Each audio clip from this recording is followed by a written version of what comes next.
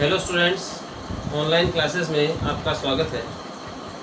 पिछले वीडियो में आपको दर्पण सूत्र पहले तो हमने आर और एफ के संबंध को सत्यापित किया था, जो कि हमने अवतल और उत्तल दोनों प्रकार के दर्पणों के लिए सत्यापित किया था। और अंत में हमने दर्पण सूत्र का सत्यापन किया था, जो कि हमने अवतल दर्पण के लिए सत्यापन किया था। और उत्तल दर्पण के लिए वो सत्यापन जो था वो चित्र आपको बना के दिया गया था, और उस चित्र के आधार पर, किरण चित्र के आधार पर दर्पण सूत्र का सत्यापन करने के लिए आपको कहा गया था। तो आप में से कुछ बच्चों ने शायद कर लिया होगा। यदि आप में से किसी से ना हुआ हो तो मैं अभी बता देता हूँ। फिर भी यदि आपको कोई दिक्कत लगती है उसके अंदर कि भाई आपसे नहीं हो रहा है, आपको नहीं समझ में आया हो, आपसे नहीं बन पा रहा हो, तो आप दोबारा हमें कमेंट सेक्शन में आपका जो डाउट है वो आप बोल सकते हो। हम उस डाउट के आधार पर आपको सोल्यूशन बताएंगे, ठीक है। देखते क्वेश्चन के बारे में देखते हैं हम लोग क्या होता है कैसे। आपने दर्पण सूत्र के बारे में देखा था। अब वो दर्पण सूत्र जो है ये हमें सत्यापित करना है किसके लिए? उत्तल दर्पण के लिए, ठीक है। ये दर्पण सूत्र जो है हम किसके लिए सत्यापित करना है? उत्तल दर्पण के लिए। अब इस दर्पण सूत्र का सत्यापन करना है, ठीक है। देखो करते हैं कोशिश, क्या होगा और कैसे होगा इसके बारे में भी हम लोग प्रयास करेंगे। उसके बाद में हम आगे देखते हैं। देखिए दर्पण सूत्र का सत्यापन कैसे होगा, देखना। चित्र आपको पीछे बताया गया था, दोबारा मैं आपको बता देता हूँ। जैसे ये हमारे पास में एक उत्तल दर्पण हो गया, और इस उत्तल दर्पण के लिए ये हमारे पास में हो गया, ये हमने यहाँ पे पॉलिश लगा दी इस पर, और थोड़ा छोटा कर लेते हैं इस दर्पण में। जैसे ये हमारे पास में है एक उत्तल दर्पण, और इस उत्तल दर्पण के लिए ये हमारे पास में हो गई इसकी मुख्य अक्ष, यहाँ पे हो गया P, ये हो गया F, और ये हो गया हमारे पास में C, ठीक है। ये हमारे पास एक वस्तु हो गई, और इस वस्तु का आपने ले लिया AP, और इससे मुख्य अक्ष के समांतर ये प्रकाश की किरण आपतित होती है, जो कि कहाँ से आती हुई प्रतीत होती है? मुख्य फोकस यानी F से आती हुई प्रतीत होती है। तो देखो F से आती हुई प्रतीत हो रही है, ठीक है। ये हमारे पास में है आपतन बिंदु, जो कि D ले लिया आपने, और आपतन बिंदु को हमें पता है कि आपतन बिंदु जो है उसे वक्रता केंद्र से मिलाने वाली रेखा, ये वाली रेखा, ये क्या कहलाती है? अभिलंब कहलाती है। अगर ये अभिलंब है तो ये आपतित किरण और अभिलंब के बीच का कोण क्या हो गया? आपतन कोण हो गया। और ऐसे ही ये अभिलंब और ये परावर्तित किरण, इनके मध्य का कोण क्या हो गया? परावर्तन कोण हो गया। और परावर्तन के नियम के अनुसार आपतन कोण और परावर्तन कोण दोनों बराबर होते हैं। तो ये कोण अगर थीटा है तो ये कोण भी कितना होगा? थीटा होगा, ठीक है। ऐसे ही ये और ये वाले दोनों कोण देखिए आप, शीर्षाभिमुख कोण है ये, तो अगर ये कोण थीटा है तो ये भी कितना हो गया हमारे पास में? थीटा हो गया। उसके बाद में आगे अगर अपन देखें इसमें,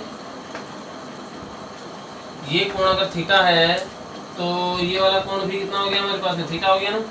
अब देखो ये एक जेड बन रहा है, जेड बन रहा है ना, क्योंकि ये दोनों रेखाएं समांतर हैं। समांतर है तो जेड की आकृति में बनने वाले जो कोण होंगे वो बराबर होंगे। और वो क्यों बराबर होंगे? उनको हम क्या बोलेंगे? एकांतर कोण कहेंगे। तो ये एकांतर कोण बराबर होंगे। तो देखिए ये हमारे पास में एक जेड बन रहा है ना। तो ये कोण अगर थीटा है तो स्पष्ट है ये कोण भी कितना हो गया? थीटा हो गया। ऐसे देखिए ये पूरा भी एक जेड बन रहा है ना। तो ये पूरा देखो आप 2 थीटा है, तो ये भी कितना हो गया हमारे पास में? 2 थीटा हो गया, ठीक है। ये पूरा भी हमारे पास में कितना हो जाएगा? 2 थीटा हो जाएगा। और अगर हम इस पे एक, हमने आपतन बिंदु से इस मुख्य अक्ष पे एक लंब डाल दिया, जो कि बिंदु है E, ठीक है। अब ये आपको पीछे बताया भी गया था कि बिंदु P और E जो है ये दोनों बिंदु जो है संपाती है, ठीक है। तो जो दूरियां आप बिंदु P से नापेंगे वही दूरियां आप बिंदु E से भी नाप सकते हो, उसमें कोई आपत्ति नहीं होगी, ठीक है। देखते हैं हम लोग। देखो ये हमारे पास में वस्तु है, और वस्तु की इस दर्पण से जो दूरी है ये हमने क्या ले ली? U ले रखी है। ऐसे ही इस बिंदु P से इस F की जो दूरी है, सॉरी हमने ये जो चित्र है ये उत्तल दर्पण के लिए R और F के संबंध वाला चित्र बनाती है, माफी चाहेंगे। ये हमने दूसरा चित्र बना लिया है। देखो देखिए, जैसे ये हमारे पास में हो गया एक उत्तल दर्पण, और ये इसके लिए क्या है? मुख्य, ये सॉरी पॉलिश कर दी हमने। ये इसके मुख्य अक्ष है, ये हो गया इस पे ध्रुव P, ये हो गया हमारे पास में फोकस का F, और यहाँ पे आ जाएगा वक्रता केंद्र का C, ठीक है। और ये हमारे पास में हो गई वस्तु AP, और हमने बोला है कि इससे मुख्य अक्ष के समांतर कोई प्रकाश की किरण आपतित हो रही है, जो कि फोकस यानी F से आती हुई प्रतीत होती है, हमें हो रही है। और ऐसे ही वक्रता केंद्र पर आपतित होने वाली ये जो प्रकाश की किरण है ये उसी दिशा में वापस लौट जाएगी। तो देखो देखिए उसी दिशा में वापस लौट गई है। तो यहाँ पे हमारे पास में परावर्तित किरणों के प्रतिच्छेद से यहाँ पे हमारे पास में बन गया प्रतिबिंब A डैश B डैश, ठीक है। और यह आपतन बिंदु आपने ले लिया D, और इससे हमने इस मुख्य अक्ष पे एक लंब डाल दिया DE, ठीक है। और दूरियां जो आप बिंदु P और E संपाती हैं, तो जो दूरियां आप बिंदु P से नापेंगे वही दूरियां आप बिंदु E से भी नाप सकते हैं, उसमें कोई दिक्कत की बात नहीं, ठीक है। फिर ये वस्तु की जो दूरी है दर्पण से ये हो गई हमारे पास में U। ऐसे ही इस बिंदु P से इस प्रतिबिंब की जो दूरी है क्या हो गई हमारे पास में V हो गई। और बिंदु P से इस F की जो दूरी है क्या हो गई हमारे पास में F, फोकस दूरी कहते हैं इसको।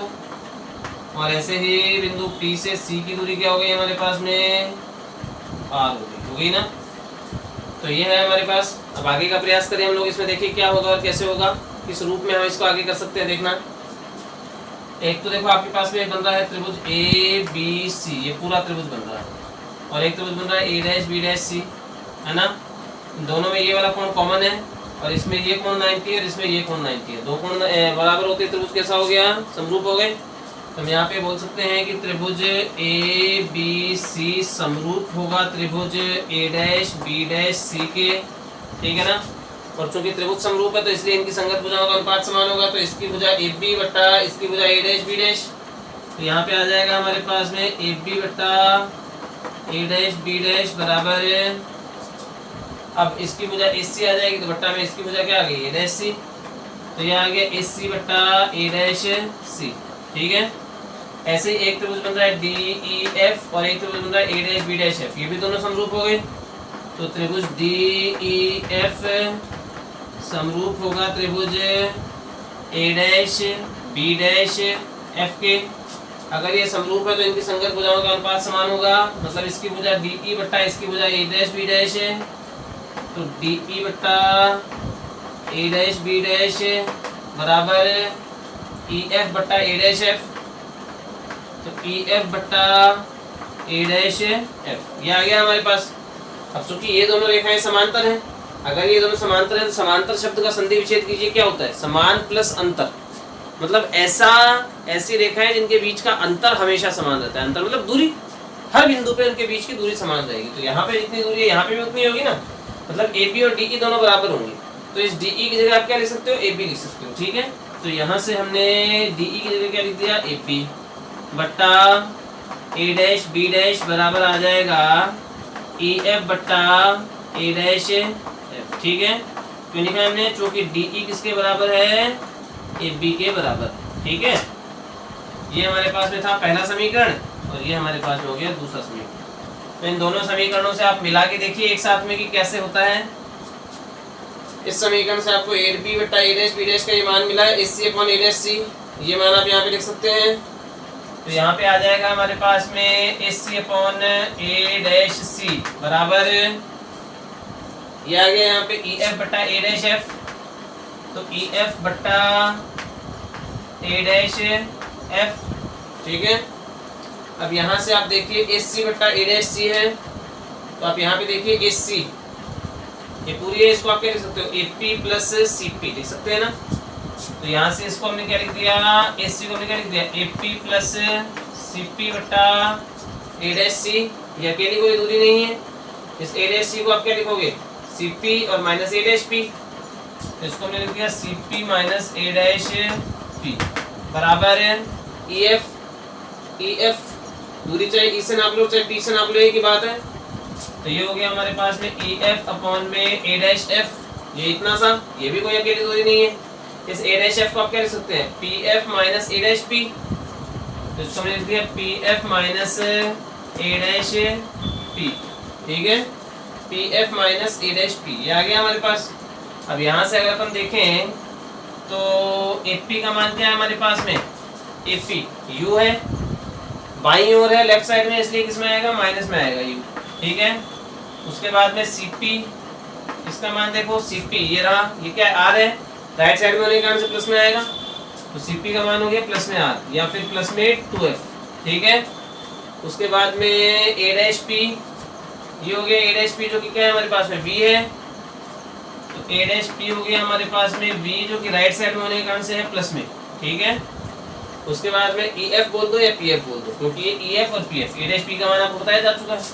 तो ई एफ जो है ये लगभग किसके बराबर है, ई एफ लगभग बराबर है पी एफ के और बराबर हो गया एफ के। ठीक है, प्लस में आएगा क्योंकि ये एफ राइट साइड में है। देखो ये जो मान है आप ऊपर लिख सकते हैं।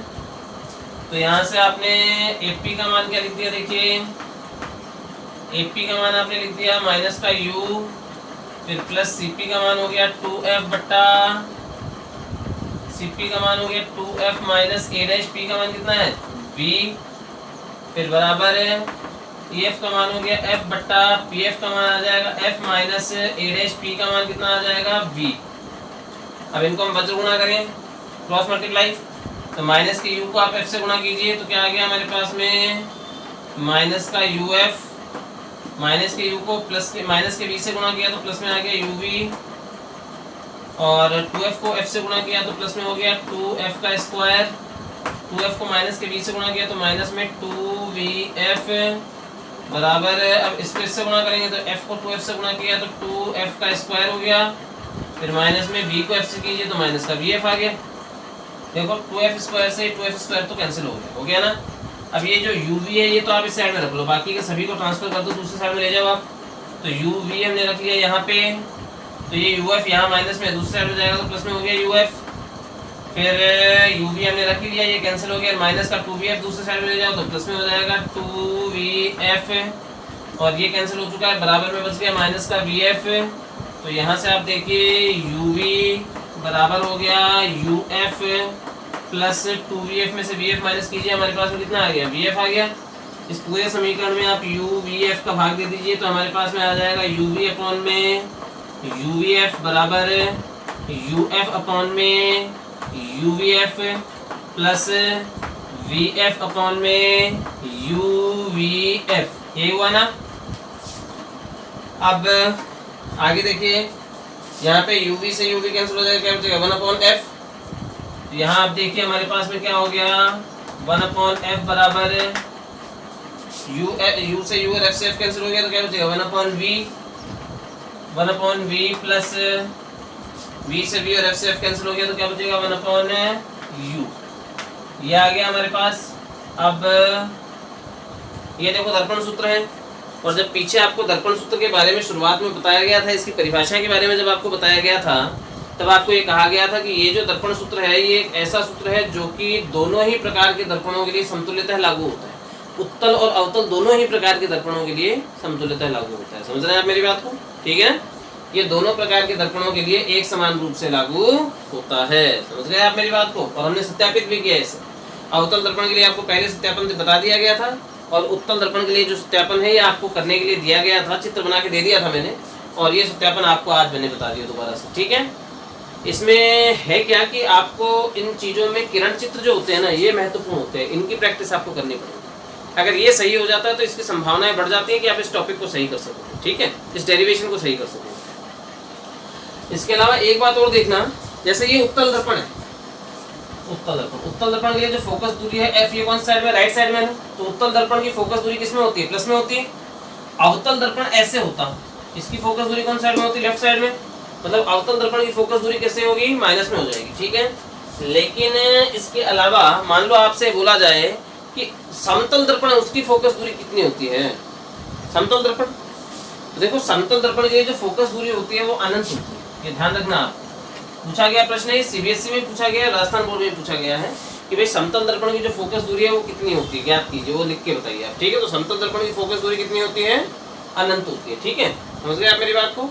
एक बार आप इस डेरिवेशन को देख लीजिए, 1 मिनट का समय आपको देता हूँ मैं, और उसके बाद में मैं आपको आगे वाला टॉपिक बताऊंगा कि कैसे क्या करना है हमें।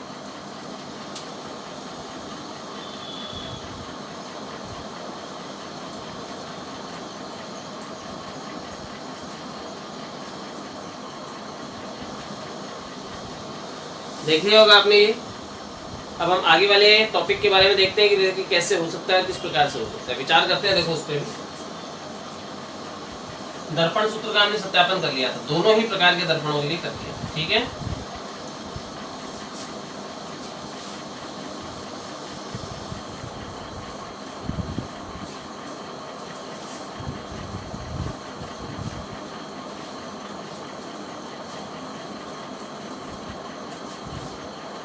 देखें क्या होता है, किस प्रकार से। दर्पण सूत्र के बाद में आगे वाला टॉपिक हमें देखना है और वो उस टॉपिक का नाम है आवर्धन क्षमता। ठीक है, अब हमारा टॉपिक क्या है, आवर्धन क्षमता।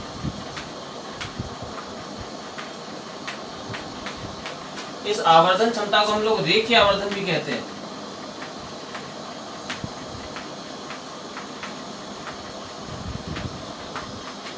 या फिर इसे आवर्धनता भी कहा जाता है, आवर्धनता।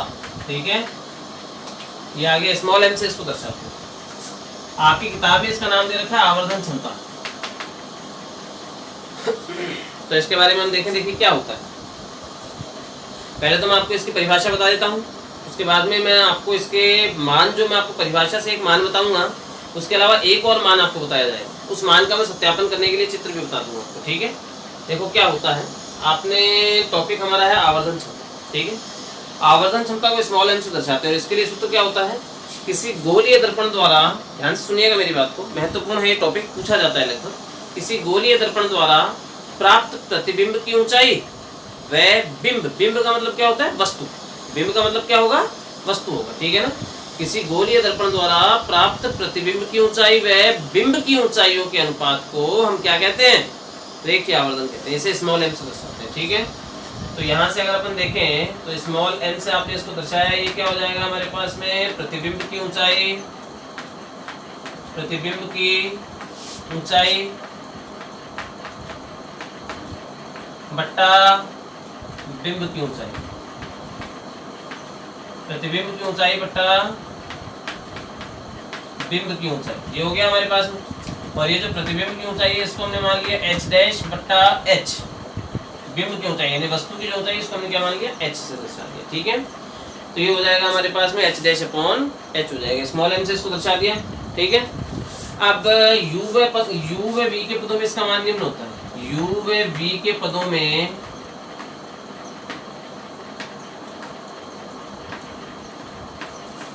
इसका मान निम्न है। ठीक है, और वो हमारे पास में क्या हो जाएगा, वो ये होता है m बराबर होता है माइनस में v अपॉन u। u और v का मतलब आपको पता होगा, u का मतलब क्या होता है, गोलीय दर्पण से या किसी भी दर्पण से वस्तु की दूरी होती है u, और v का मतलब क्या होता है, दर्पण से प्रतिबिंब की दूरी। ठीक है, तो इसलिए यहाँ से अगर अपन देखें तो m बराबर हमारे पास में क्या आ जाएगा, एक तो हमारे पास में ऊपर सूत्र है h डैश अपॉन h, और एक और सूत्र हो गया माइनस का v अपॉन u। ये दो सूत्र हो गए m के। हालांकि इनमें से ये जो एक सूत्र है h डैश अपॉन h वाला, ये तो आपको परिभाषा से याद करना है, ये आपको ध्यान रखना है। और ये जो सूत्र है ना माइनस में v अपॉन u, ये मैं अभी आपको सत्यापन करके बता देता हूँ। ठीक है, समझे आप मेरी बात को, इसका मैं सत्यापन बता देता हूँ।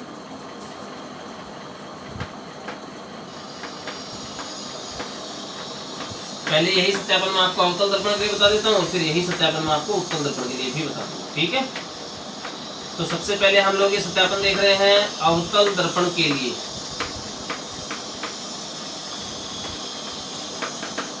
देखिए क्या होगा,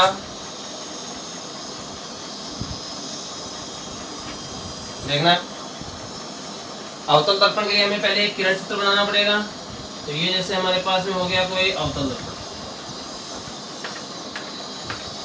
और इस अवतल दर्पण के लिए हमारे पास में क्या है, मुख्य अक्ष है, और ये हो गया बिंदु P, ये हो गया F, और ये है हमारे पास में C।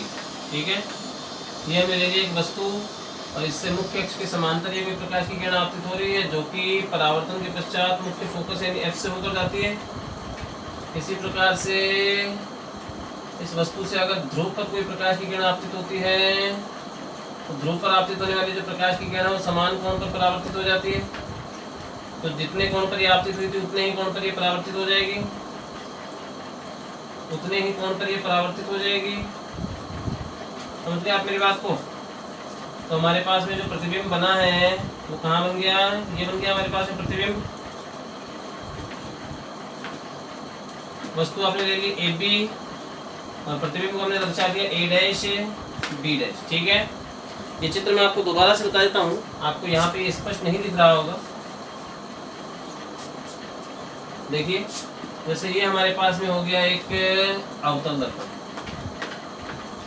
और ये हमने इस पे पॉलिश कर दिया। ये इसके मुख्य अक्षर, ये हो गया P ध्रुव, ये हो गया मुख्य फोकस F और ये हो गया वक्रता केंद्र C। ये हमने एक वस्तु ले रखी है AB और इससे मुख्य अक्ष के समांतर एक प्रकाश की किरण आपतित होती है जो कि मुख्य फोकस से होकर जाती है।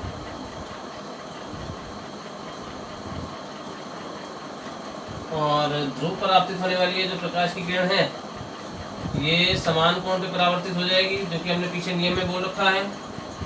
ये F है हमारे पास में, ये बिंदु F है हमारे पास, ठीक है। तो यहाँ देखिए हमारे पास में प्रतिबिंब बन गया है ये, और इस प्रतिबिंब को हमने क्या बोल दिया, A डैश B डैश, ठीक है। अब देखो एक तो ये त्रिभुज बन रहा है ABP और एक त्रिभुज बन रहा है A dash B dash P बन रहा है ना। इसमें ये कोण 90 और इसमें ये कोण 90 है ना। और यहाँ पे हमने क्या बोला है, ध्रुव पे आपतित होने वाली जो प्रकाश की किरण है तो समान कोण पे परावर्तित होती है। समान कोण पे परावर्तित होती है मतलब जितने कोण पे यहाँ पे आपतित हुई थी उतने ही कोण पे इसका परावर्तन हो जाएगा, ठीक है। तो ये और ये दोनों कोण भी बराबर है। तो इन दोनों त्रिभुजों में देखो ABP में और A dash B dash P में ये दोनों कोण बराबर है, ये और ये दो कोण बराबर है। दो कोण बराबर होते हैं त्रिभुज कैसे हो जाएंगे, समरूप हो जाएंगे ना। तो इसलिए यहाँ से हम देखें तो चित्रानुसार हम क्या बोल सकते हैं यहाँ से कि त्रिभुज ABP समरूप होगा त्रिभुज A dash B dash P के, ठीक है। तो इसलिए अगर ये समरूप है तो संगत भुजाओं का अनुपात समान होगा। तो इसकी भुजा आपने AB ले ली बट्टा इसकी भुजा A डैश B डैश, तो AB बट्टा A डैश B डैश बराबर इसकी भुजा आ गई AP और बट्टा इसकी भुजा क्या आ गई A डैश P, तो AP बट्टा A डैश P, ठीक है। तो चिन्ह परिपाटी से अगर अपन देखें, चिन्ह परिपाटी से AB क्या है हमारे पास में यहाँ पे, ये AB ये वाला ये क्या है, वस्तु की ऊंचाई है। और वस्तु की ऊंचाई को हम किससे दर्शाते हैं, पीछे हमने यहाँ पे बोल रखा है बिंब यानी वस्तु की ऊंचाई को किससे दर्शाया, H से। किसमें आएगा, ये ऊपर की तरफ है इसलिए प्लस में आएगा ये। अब फिर यहाँ पे देखो A डैश B डैश, तो A डैश B डैश ये क्या हो गया हमारे पास में, A डैश B डैश ये किसकी ऊंचाई है, प्रतिबिंब की। नीचे की प्रतिबिंब की ऊंचाई को हम किससे दर्शाते हैं, H डैश से। और चूंकि नीचे की तरफ बन रहा है इसलिए किसमें आएगा, माइनस में आ जाएगा H डैश, ठीक है। इसके अलावा AP, A यानी वस्तु वाला और P यानी दर्पण। वस्तु की दर्पण से दूरी क्या लेते हैं, U, तो AP का मान होगा U, लेकिन ये कौन सी साइड में, लेफ्ट साइड में, इसलिए माइनस में आएगा। ऐसे ही A डैश P क्या है हमारे पास में, प्रतिबिंब की दर्पण से दूरी, और ये आएगा माइनस में V, ठीक है। तो ये जो मान आप ये ऊपर वाले समीकरण में लिख सकते हैं। तो इसलिए यहाँ से हमारे पास में क्या हो गया, AB का मान हमने क्या लिख दिया, H अपॉन में H डैश बराबर माइनस में H डैश बराबर माइनस का U अपॉन में माइनस का V। तो इससे ये कैंसिल हो गया, माइनस का साइन से माइनस का साइन कैंसिल हो गया ना।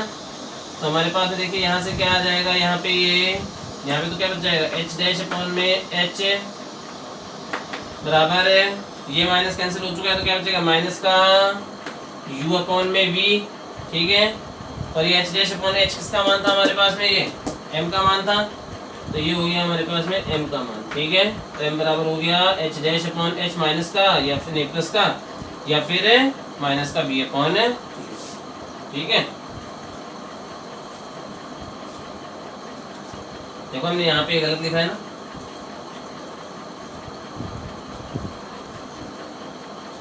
हाँ माइनस का U अपॉन में V है ये माइनस में। अब देखो लेकिन हमारे पास में यहाँ पे आपको किसका मान मिलेगा, ये H अपॉन H डैश का मान मिलेगा।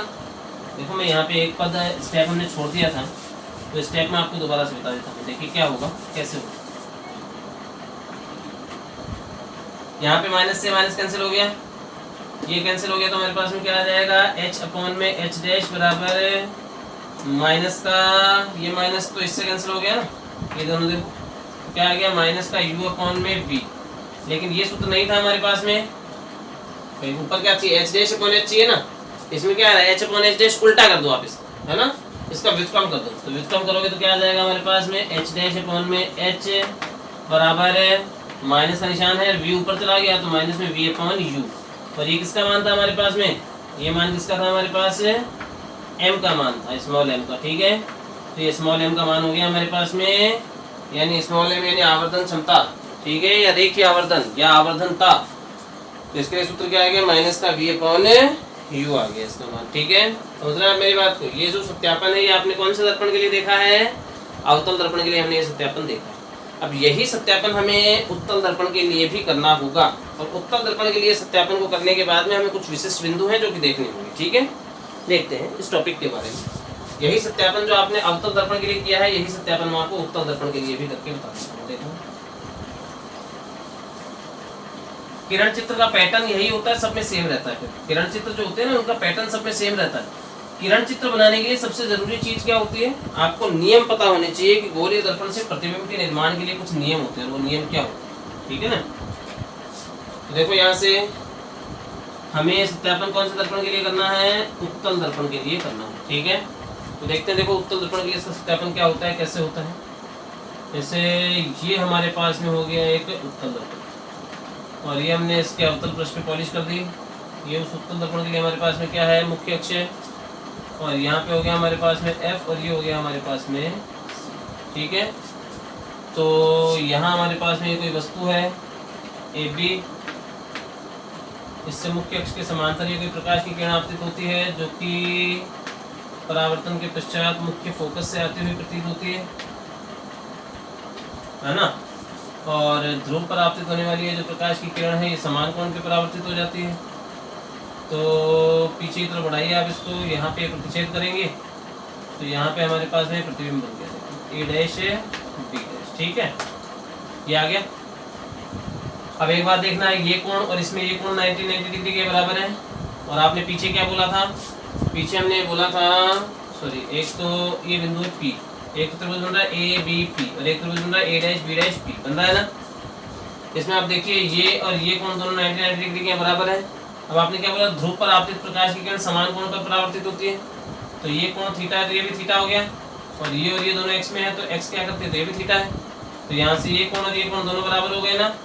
दो कोण बराबर होते हैं, त्रिभुज कैसे हो गए? समरूप हो गए।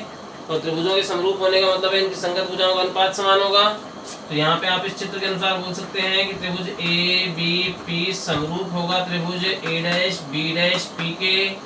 और अगर ये समरूप है तो संगत भुजाओं का अनुपात समान होगा। या फिर पहले ये त्रिभुज ले लो आप, ताकि हमें बाद में उल्टा ना करना पड़े। तो A dash B dash P समरूप किसके हैं? ABP के। ठीक है, अगर ये समरूप है तो इनकी संगत भुजाओं का अनुपात समान होगा। तो इसकी संगत भुजा क्या आ गई? A डैश B डैश बट्टा इसकी भुजा क्या आ गई? AB बराबर इसकी भुजा आ जाएगी A डैश P बट्टा इसकी आ जाएगी AP। तो A डैश P बट्टा AP है ना। अब A डैश B डैश का आप मान देखिए क्या है हमारे पास में? A डैश B डैश क्या है? प्रतिबिंब क्यों चाहिए? इसको हम लोग H डैश से दर्शाते हैं, लेकिन ये ऊपर की तरफ है, प्लस में आएगा ही। अब देखें AB, तो ये AB क्या है हमारे पास में? वस्तु क्यों चाहिए? जो कि ऊपर की तरफ होने के कारण से प्लस में आएगा। फिर A डैश P, ये प्रतिबिंब की दर्पण से दूरी है। A डैश P प्रतिबिंब की दर्पण से दूरी है जो कि V होती है, और राइट साइड में होने के कारण से प्लस में आएगी। और ऐसे ही AP बचता है, तो ये AP क्या है? वस्तु की दर्पण से दूरी, लेकिन ये बाईं ओर है ना, लेफ्ट साइड है, इसलिए माइनस में आएगा U। ठीक है, तो इसलिए यहाँ से अगर अपन देखें तो A डैश B डैश का मान क्या हो गया हमारे पास में? H डैश अपॉन में AB का मान हो गया H बराबर A डैश P का मान क्या है हमारे पास में? V, और अपॉन में AP का मान क्या है? माइनस का U। ये आ गया माइनस का U, और ये मान किसका हो गया हमारे पास में? M का मान हो गया ना। तो ये M का मान हो गया है ना, और ये हमने इसका सत्यापन, यही हमने बोला था। मतलब एक बात आप ये बोल सकते हो कि ये जो आवर्धन क्षमता के लिए जो आपने सूत्र लिखा है, ये वाला M बराबर H डैश अपॉन H बराबर माइनस का V अपॉन U, ये जो सूत्र आपने लिखा है आवर्धन क्षमता के लिए, ये दोनों ही प्रकार के गोलीय दर्पणों के लिए एक समान रूप से मान्य है। ठीक है, ये अवतल दर्पण के लिए भी उसी रूप से लागू होगा, और उत्तल दर्पण के लिए भी उसी रूप से लागू होगा। समझ रहे हैं आप मेरी बात को? अवतल और उत्तल दोनों ही प्रकार के दर्पणों के लिए समतुल्यतः मान्य है। ठीक है, समझ रहे हैं ना आप मेरी बात? ये था हमारे पास में स्मॉल m का विवरण, यानी कि आवर्धन क्षमता का जो सूत्र है उसका हमने सत्यापन दिया। एक बार आप ये गौर कर लीजिए, आपको इसकी प्रैक्टिस करते रहना है, क्योंकि बिना अभ्यास के आपसे नहीं होगा। किरण चित्र के भी प्रयास करना है, और साथ में इसके बारे में भी आपको कोशिश करनी है। ठीक है, एक बार आप इसे दोबारा देख लीजिए।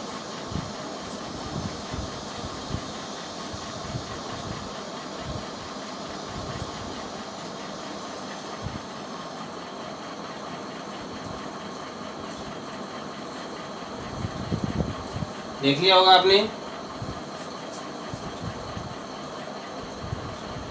अगर आपने ये देख लिया है तो हम आगे वाला टॉपिक शुरू करेंगे अब। और आगे का टॉपिक जो वो भी इससे ही संबंधित है।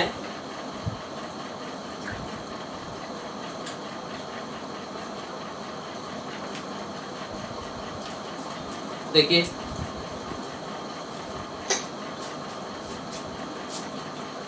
आवर्धन क्षमता यानी स्मॉल एम, इसके आपने सूत्र का सत्यापन किया था दोनों ही प्रकार के दर्पणों में,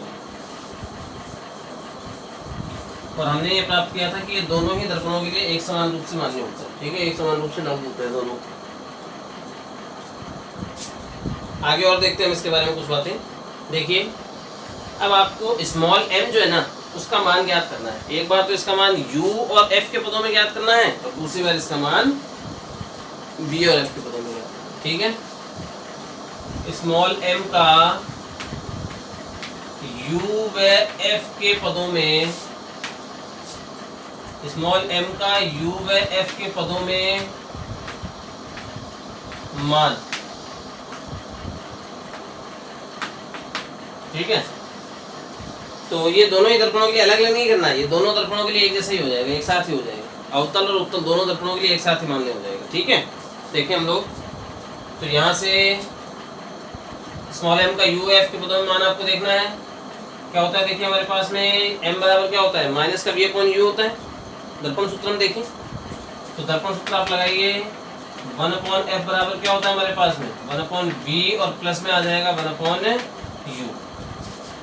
यहाँ पे आपको मान किसके पदों में चाहिए, u और f के पदों में। तो f तो एक बार छोड़ दो क्योंकि सूत्र में आ रहा है u। देखो आप u के पदों में, u और f के पदों में चाहिए तो u से आप गुणा कर दो इसको। आप इसको u से गुणा करो तो यहाँ पे क्या हो जाएगा u अपॉन f बराबर यहाँ पे क्या हो जाएगा u अपॉन v, और प्लस में यहाँ पे क्या हो जाएगा u अपॉन u यानी कि 1। तो यहाँ से ये 1 इधर आ जाएगा, तो यहाँ पे हो जाएगा हमारे पास में u अपॉन f, और माइनस में आ गया 1 इक्वल आ जाएगा u अपॉन v। ये है ना, तो यहाँ से इसको आप उल्टा, यहाँ पे आपने एलसीएम ले लिया तो एलसीएम आ गया f, तो क्या आएगा हमारे पास में u माइनस में f बराबर आ गया u अपॉन v। लेकिन m का मान क्या होता है, माइनस का v upon u। v upon u चाहिए ना, उल्टा कर दो इसका, उल्टा करोगे तो यहाँ पे आ जाएगा v अपॉन u बराबर क्या होता है हमारे पास में, इसका उल्टा हो जाएगा तो क्या हो जाएगा f अपॉन में u माइनस f। ये हो गया। अब चूंकि हमें पता है कि m बराबर हमारे पास में क्या होता है, माइनस का v अपॉन u, तो यहाँ से माइनस और v अपॉन u का मान क्या है हमारे पास में f upon u minus f। ठीक है, तो यहाँ से हमारे पास में देखिए क्या हो जाएगा, स्मॉल m बराबर क्या आ गया हमारे पास में, स्मॉल m बराबर क्या आ गया, इसको माइनस को अंदर गुणा करोगे तो इसका निशान उल्टा हो जाएगा, तो f पहले आ जाएगा और u बाद में आ जाएगा। तो क्या हो जाएगा f upon f minus u। तो ये हो गया f अपॉन f माइनस। ठीक है, और ये स्मॉल m का हमें v व f के पदों में मान चाहिए।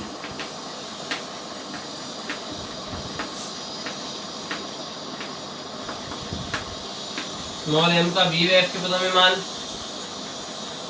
तो आप दोबारा से 1 अपॉन f बराबर 1 upon v plus 1 upon u, ये क्या होता है, दर्पण सूत्र होता है। ठीक है, इसको आप v से गुणा कर दो अभी, तो ये क्या हो जाएगा v अपॉन f बराबर आ जाएगा v अपॉन v का मान 1 प्लस v अपॉन u। तो ये 1 इधर ले आओ आप, तो यहाँ पे क्या हो गया v अपॉन f, और ये माइनस में आ गया 1 बराबर आ जाएगा v अपॉन u। ठीक है, और उसके बाद में अगर अपन देखें तो यहाँ से v अपॉन u का मान कितना आ गया, एलसीएम आ गया f, तो क्या आ जाएगा v माइनस में f। ठीक है, तो यहाँ से देखिए m बराबर हमारे पास में क्या होता है, माइनस का v अपॉन u, तो बराबर है माइनस, और v अपॉन u का मान क्या है हमारे पास में v माइनस f अपॉन में f। तो यहाँ से अब देखिए स्मॉल m बराबर क्या आ गया हमारे पास में, माइनस का अंदर गुणा करो तो निशान उल्टे हो गए, तो क्या हो जाएगा f माइनस v अपॉन में f आ गया। ये स्मॉल m का मान है, आवर्धन क्षमता का मान है। ये स्मॉल m का किसके पदों में मान है, v और f के पदों में। और पहले हमने स्मॉल m का किसके पदों में मान ज्ञात किया था, u व f के पदों में मान ज्ञात किया था। ये जो संबंध है, डेरिवेशन है, ये सूत्र आपकी किताब में नहीं दे रखे हैं, लेकिन आपको इनका सत्यापन देखना होगा क्योंकि ये महत्वपूर्ण है और लगभग इन पे आधारित जो सवाल है वो पेपर के अंदर पूछा जाता है। ठीक है ना, परीक्षा में इन पे आधारित प्रश्न पूछा जा सकता है, इसलिए आपको इसकी तैयारी करनी होगी। ठीक है, ये था हमारे पास में स्मॉल m का मान किसके पदों में, u और f के पदों में, और दूसरी बार हमने देखा स्मॉल m का मान v व f के पदों में। ठीक है, अब हम आगे देखते हैं कुछ और चीज़ों के बारे में। हमें कुछ चिन्ह परिपाटियों के बारे में देखना है। एक नोट के रूप में मैं आपको कुछ बातें बता देता हूँ। मैंने आपको पीछे भी कहा था कि चिन्ह परिपाटी जो है मतलब कौन सा मान प्लस में होगा और कौन सा माइनस में होगा, इसके बारे में मैंने आपको पीछे कहा था कि एक बार तो आपको मैं बता रहा हूँ कि कौन राइट साइड वाला प्लस में होता है, लेफ्ट साइड वाला माइनस में होता है, ऊपर वाला प्लस में और नीचे वाला माइनस में। लेकिन मैंने आपको ये कहा भी था कि इसके साथ में मैं आपको एक शॉर्ट ट्रिक बताऊंगा, उस शॉर्ट ट्रिक के आधार पर आपको काम करना पड़ेगा। ठीक है, तो ये जो शॉर्ट ट्रिक है इसके आधार पर आपको काम करना है। तो पहले मैं आपको शॉर्ट ट्रिक बता देता हूँ उसके वो क्या होता है। ठीक है, चिन्ह परिपाटी हम देखते हैं।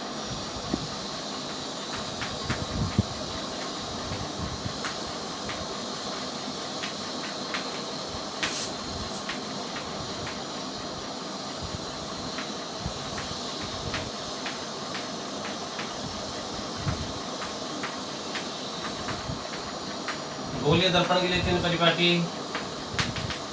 गोलीय दर्पण दो होते हैं, पहले अवतल दर्पण के लिए देख लें, उसके बाद उत्तल के लिए देख लेंगे।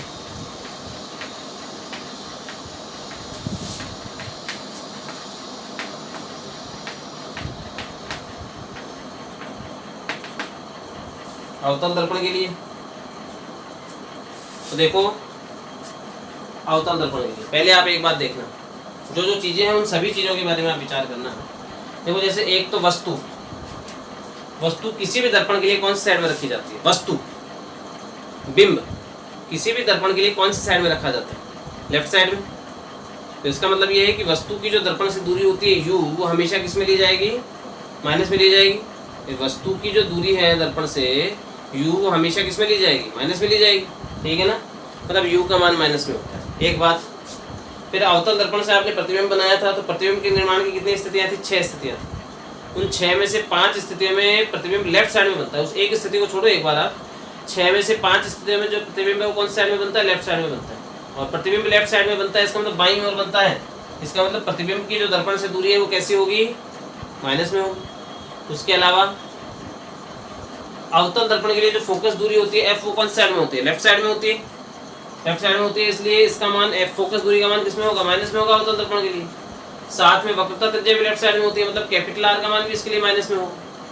और जो लेफ्ट साइड में प्रतिबिंब बनता है अवतल दर्पण के लिए, वो नीचे की तरफ बनता है, मतलब प्रतिबिंब की जो ऊंचाई है वो किसमें आएगी, माइनस में आएगी।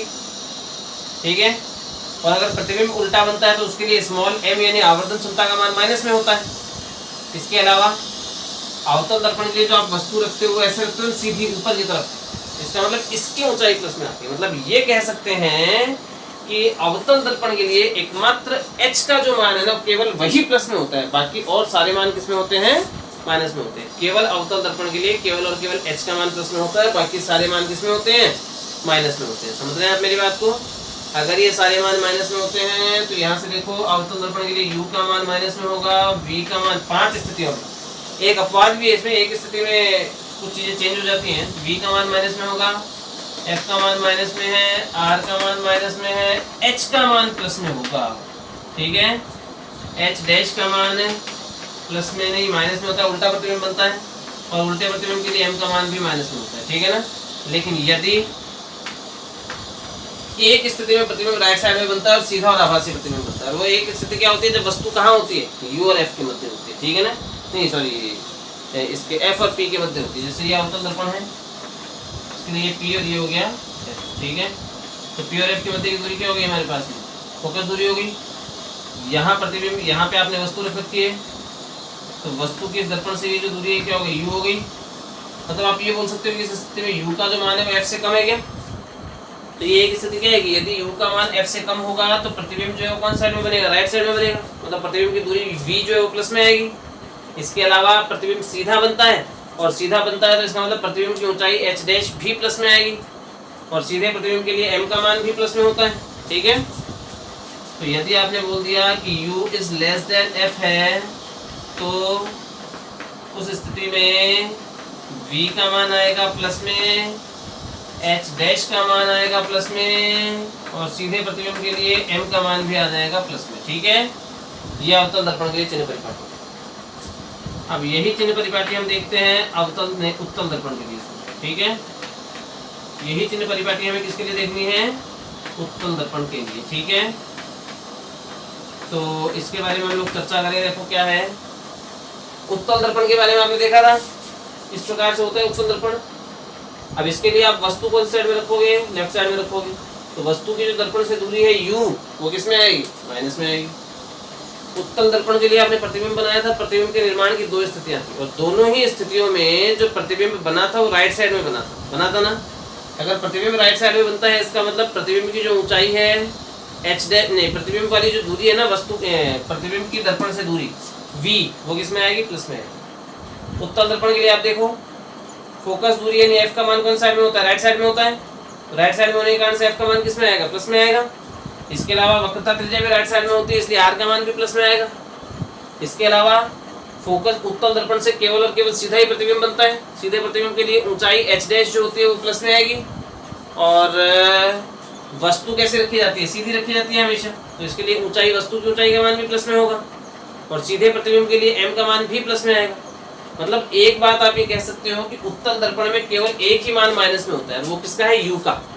u के अलावा सारे मान प्लस में होते हैं। लेकिन इसमें आपको ये भी ध्यान रखना है कि इसमें कोई अपवाद भी नहीं है। इसमें ये एकमात्र स्थिति अंतिम शर्त यही है, इसमें केवल u का मान आएगा माइनस में, बाकी सब प्लस में होगा। v का मान प्लस में, f का मान प्लस में, r का मान प्लस में, h का मान प्लस में, h डैश का मान प्लस में, और m का मान भी प्लस में, ठीक है। इसमें कोई अपवाद भी नहीं है। समझ रहे हैं ना आप मेरी बात? मतलब आप एक बात ये कह सकते हो कि उत्तल और अवतल दर्पणों के लिए जो चिन्ह परिपाटी है ये ध्यान में रखी जा सकती है। पहली स्थिति अवतल दर्पण के लिए केवल एक ही मान प्लस में था h, और बाकी सारे मान माइनस में थे। यदि इसमें एक अपवाद भी है, यदि u का मान f से कम होता है तो उस स्थिति में मान चेंज हो जाते हैं। ये शर्त जो है ये बदल जाती है। समझ रहे हैं आप मेरी बात को? इसके अलावा उत्तल दर्पण में तो ऐसा कोई अपवाद भी नहीं है। उत्तल दर्पण में तो सुस्पष्ट रूप से आपने ये बोला है कि केवल u का मान जो है वो माइनस में होता है, बाकी हर एक मान किस में होता है? प्लस में होता है, ठीक है। समझ रहे हैं ना आप मेरी बात को? तो ये था चिन्ह परिपाटी के बारे में। इससे आगे भी कुछ चीज़ों के बारे में हम चर्चा करेंगे, लेकिन वो जो चर्चाएं हैं वो हम अगले वीडियो में करेंगे। तब तक के लिए धन्यवाद।